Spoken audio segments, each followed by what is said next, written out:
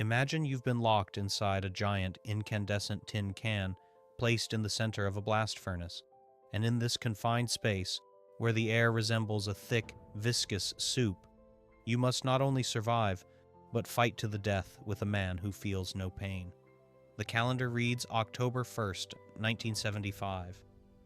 We are in Manila, Philippines at the Araneta Coliseum, but the locals and the journalists call this place something else. They call it the Pit of Hell. Under the stadium's aluminum roof, which has no ventilation system, 25,000 people have gathered. The heat of their bodies, multiplied by the tropical humidity and the glare of powerful television spotlights, has pushed the temperature in the ring to an unthinkable 50 degrees Celsius. This was not a sports arena. It was a gas chamber, where oxygen was a luxury available only to a few. In the center of this thermal hell stood two men who had long since crossed the line separating athletes from suicidal men. Muhammad Ali and Joe Frazier came out for their third and final fight, but what was happening between the ropes by the end of the 13th round no longer had anything to do with boxing, rules, or titles. It was an act of mutual, slow-motion murder on live television, watched by the entire world in horror. You're used to seeing Ali as a floating butterfly, an untouchable esthetician who stings and moves away. But in Manila, that beautiful image burned up in the first 15 minutes of the fight, exposing the ugly, terrifying truth of survival. Ali was no longer dancing. His legs, heavy with leaden fatigue, were stuck to the canvas, which had become soft from spilled sweat like a swamp. He stood and punched, pouring the remnants of his life force into every blow, but the man standing across from him seemed made not of flesh and blood, but of nightmares. Joe Frazier, Smoking Joe, kept moving forward with the monotony of a zombie, ignoring punches that would have torn a normal man's head off. He took jabs, he took crosses, his head snapped back, spraying sweat and blood in a fan across the front rows of the press. But he would return to his starting position and take another step forward.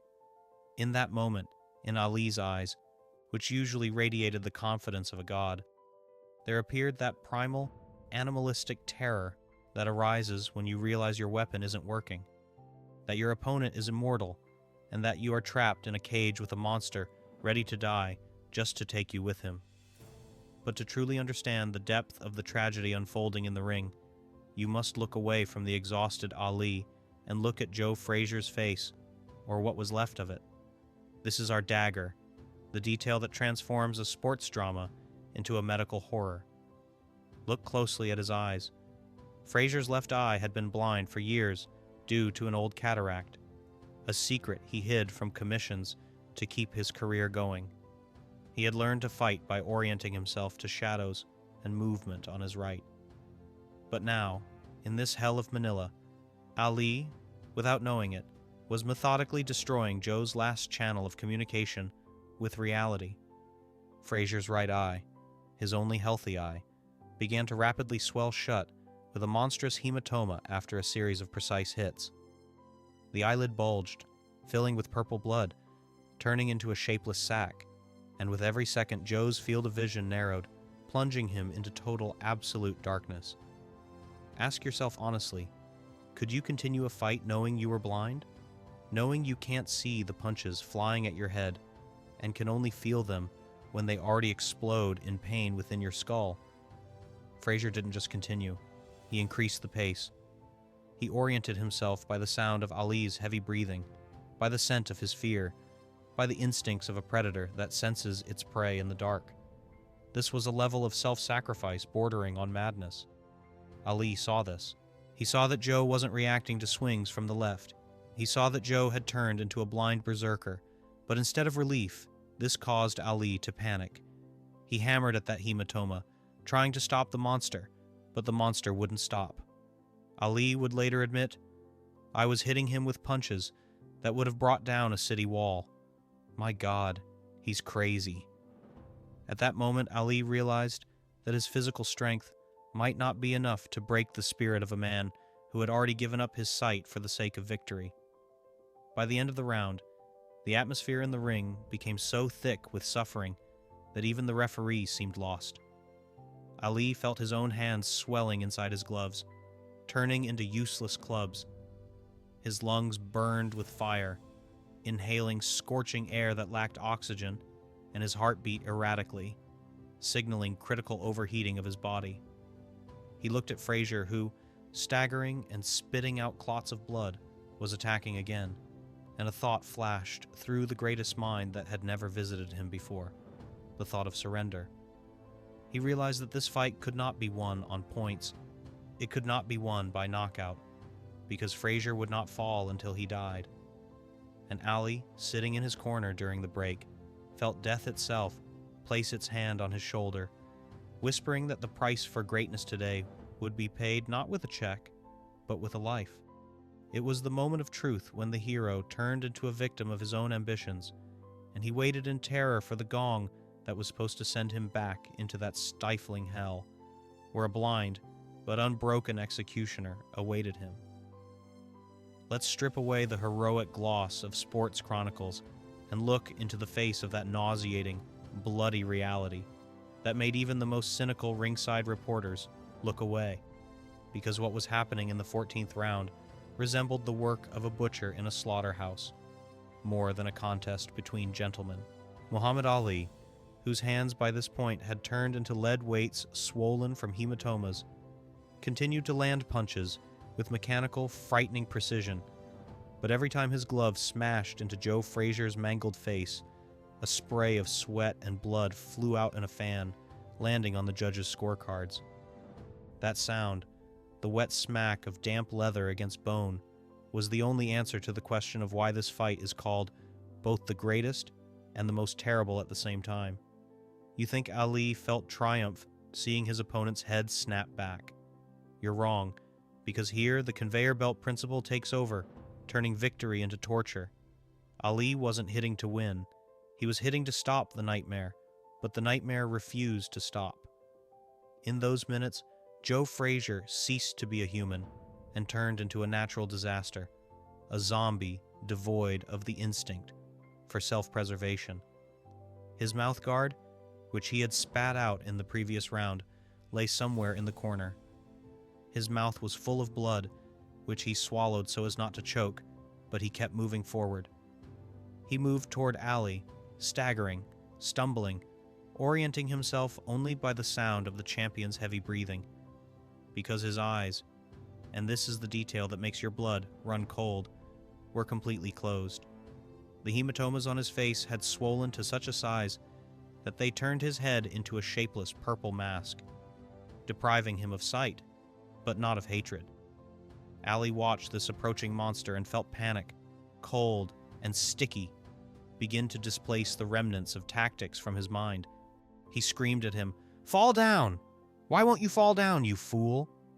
But Frazier, as if mocking logic and medicine, took another step and threw a left hook blindly, hoping to catch Ali even by chance.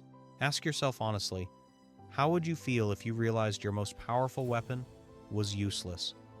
Ali was landing punches that, in his own words, could have brought down a fortress wall, but Frazier absorbed them like a sponge absorbs water and kept standing. It was the Santa Barbara effect in real time. The hunter had turned into the victim of his own fear. Ali began to think he was fighting a ghost, a demon that could not be killed by physical impact. His lungs burned, inhaling the scorched air of Manila, which seared his throat like acid, and his heart beat erratically, signaling that his body's resources were exhausted not to zero, but to negative values. He was sure he was dying. He tasted death on his lips, metallic and bitter, and at some point, when Frazier swayed toward him again, Ali realized he simply didn't have the strength to raise his hands for protection. When the gong finally sounded, signaling the end of the 14th round, it was not the sound of salvation, but the sound of a stay of execution. Ali didn't walk to his corner. He trudged there, dragging his feet like an old man, and collapsed onto his stool as if his spine had been removed. And here, in this corner, hidden from the cameras by the backs of his seconds, a scene occurred that Ali's PR people tried to erase from history because it shatters the myth of his indestructibility. Ali looked at his trainer, Angelo Dundee. His eyes were empty, glassy. There was no butterfly and no bee in them. He leaned into Dundee's ear and whispered a phrase that was to be his capitulation, his white flag in the face of Frazier's inhuman will. "Cut them off," Ali rasped, nodding at his gloves. "Cut them off of me. I'm not going back out. I can't. It's over." Do you hear that? The greatest was surrendering. He was asking to stop the fight. He was ready to give up the title, give up the glory, give up everything, just so he wouldn't have to go out for the 15th round against this blind monster waiting for him in the opposite corner. Dundee froze with the sponge in his hand. He couldn't believe his ears. He saw that Frazier in the neighboring corner looked like a corpse, but he also saw that his own fighter was mentally broken. It was a second when the history of boxing hung by a thread thinner than a nerve. If Dundee had listened to Ali, if he had taken out the scissors, the world would never have known the winner we know today. Ali sat with his head bowed to his chest, waiting for his torment to end, unaware that 3 meters away, in Frazier's corner, a mirror drama was playing out that would decide their fate for them, and that his request for surrender was exactly 10 seconds too late, the time it took the opponent's trainer to make a decision for his blinded fighter. While the drama of capitulation was unfolding in Muhammad Ali's corner, and Angelo Dundee was looking at his fighter in horror as he begged to have his gloves cut, just 3 meters away, in the opposite corner of the ring, a scene was taking place that in its tragedy surpassed everything the world of sports had ever seen. If Ali's corner was saturated with panic and hysteria, Joe Frazier's corner was plunged into an ominous sepulchral silence. That very visual silence that occurs when a doctor looks at a patient and realizes that medicine is powerless. Eddie Futch, the legendary trainer, the man who replaced Joe's father, stood before his fighter and saw not a title contender, but a piece of raw meat that was once a human face. Frazier's left eye had been blind from a cataract for many years. That was their little secret, their stake in this game with death. But now, after 40 minutes of an infernal meat grinder, Joe's right eye had also vanished.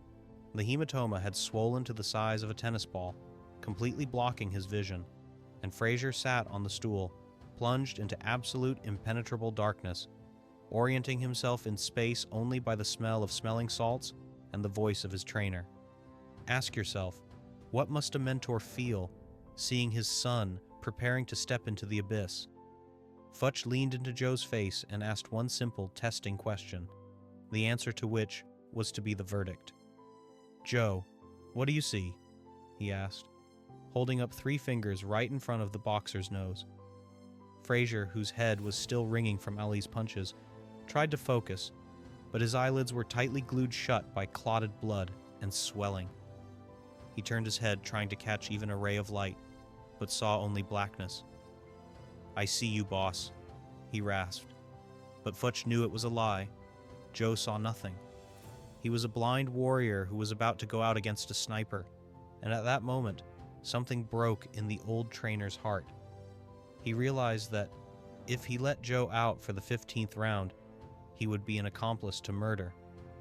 Ali, even exhausted, even broken, would not miss a motionless, blind target, and the next punch could be fatal for a brain that was already floating in the skull like a yolk in a broken egg.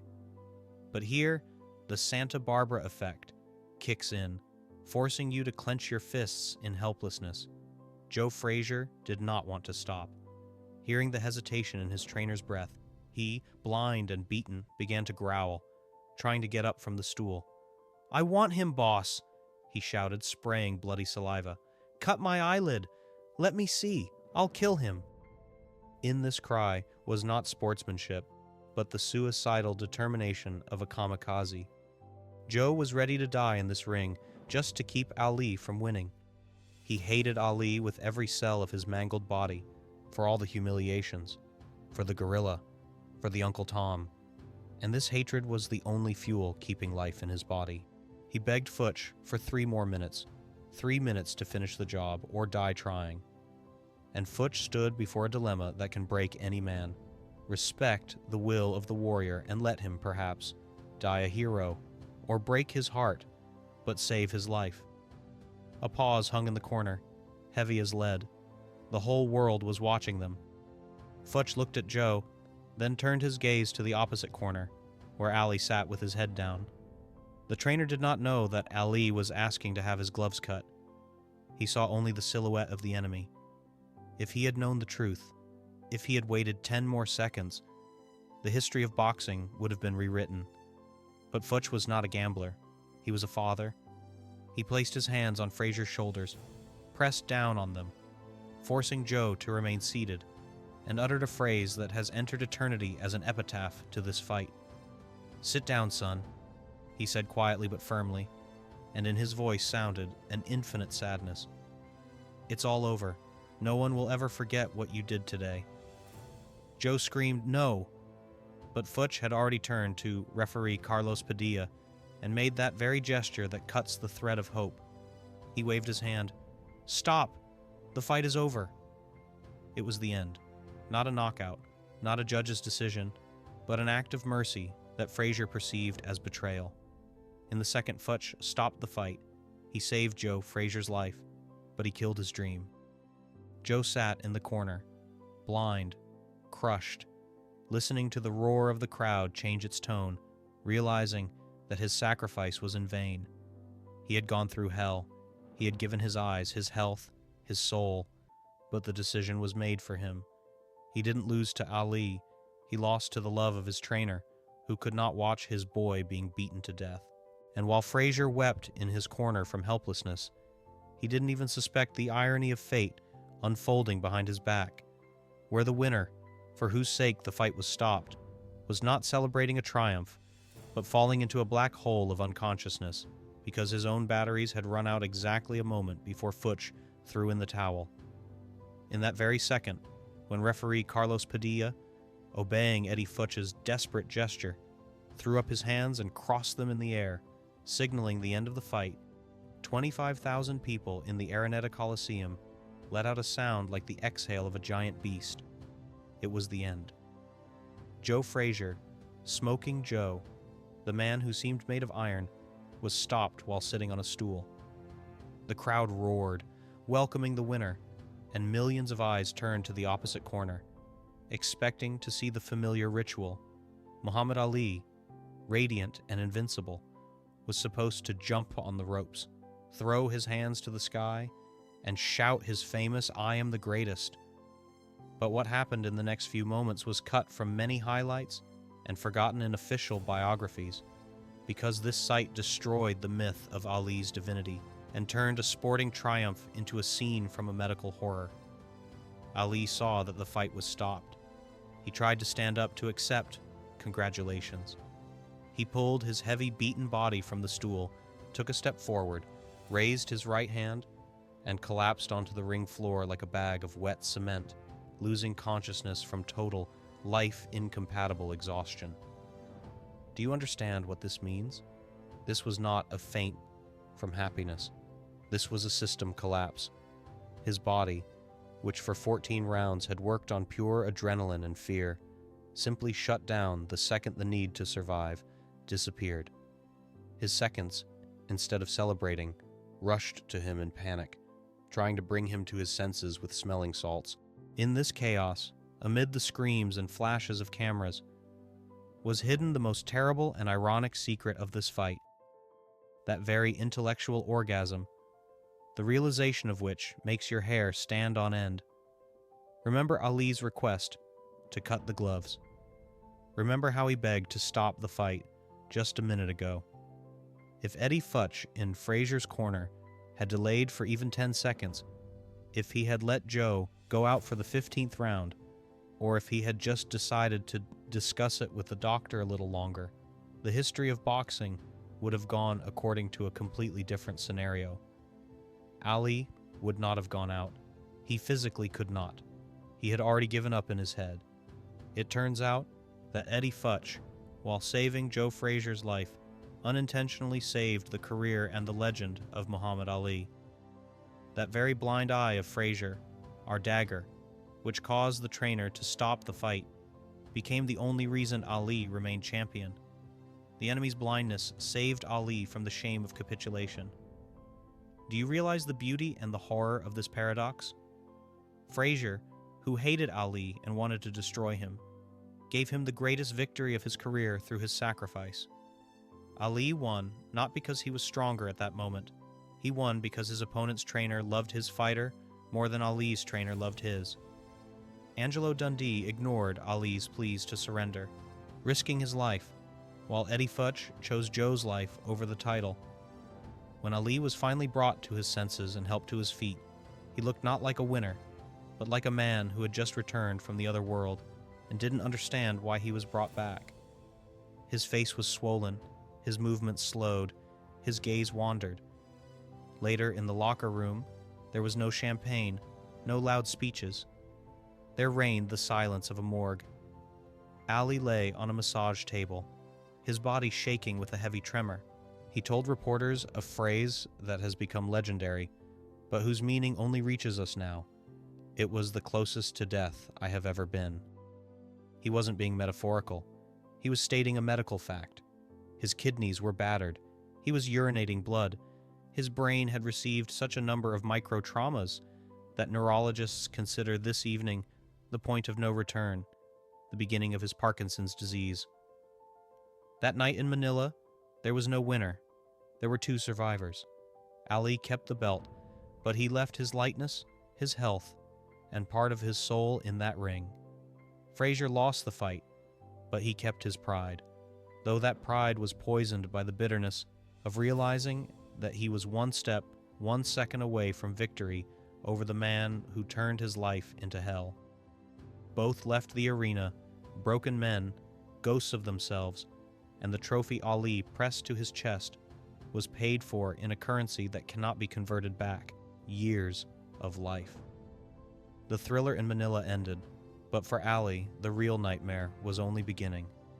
His body, which he had so ruthlessly exploited for fame, began to present him with the bills, and the first check was written right there in the stifling locker room, when he realized that he would never again be able to float like a butterfly, because the butterfly's wings had been burned in the hellfire of the 14th round.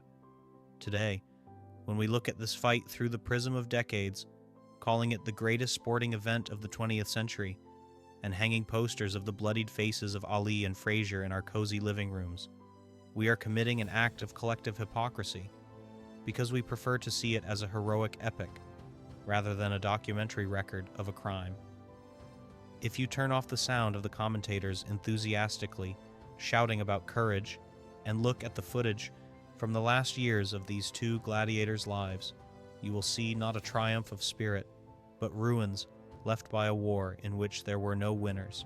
Muhammad Ali, the very man whose tongue was sharper than a razor and whose feet were faster than the wind, spent the last 30 years of his life a prisoner of his own body, turning into a trembling, silent statue.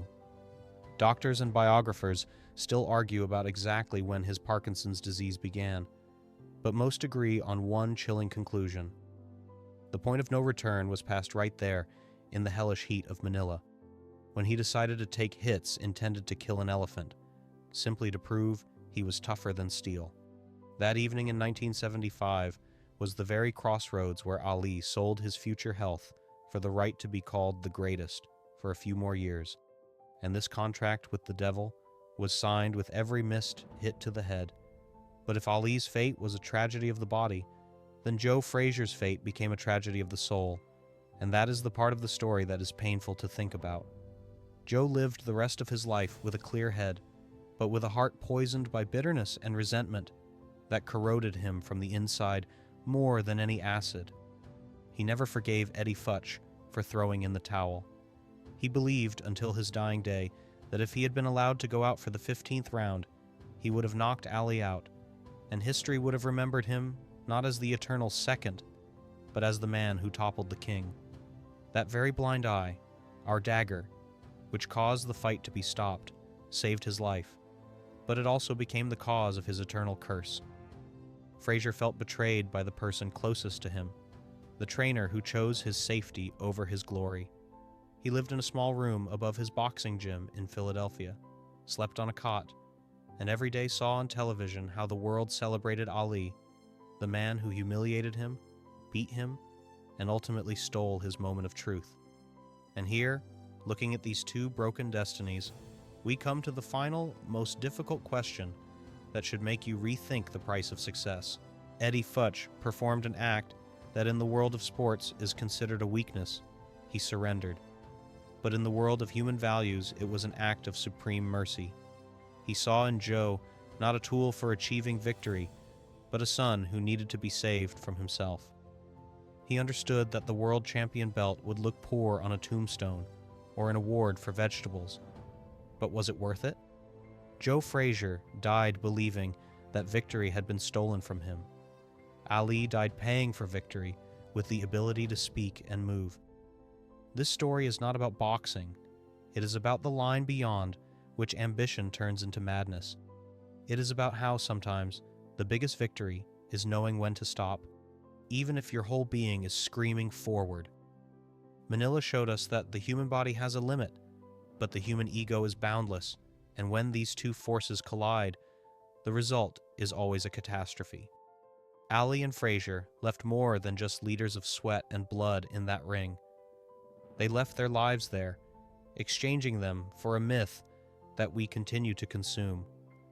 Now that you know the truth that Ali was unconscious at the moment of victory, and Frazier was ready to die blind, I want to hand the judge's gavel to you. Whose side are you on in this moral dilemma? Was Eddie Futch a savior who showed wisdom and humanism by stopping the carnage and saving Joe's life, even at the cost of his eternal resentment? Or was he a traitor who interfered in a warrior's sacred choice, stealing Frazier's chance at greatness and allowing Ali to win undeservedly? Does a third person have the right to stop one who is ready to go to the end, even if that end is death? Write one word in the comments: salvation or betrayal. I will be waiting for your verdict, because in this answer lies your understanding of what is more important: a life without glory, or glory at the cost of life.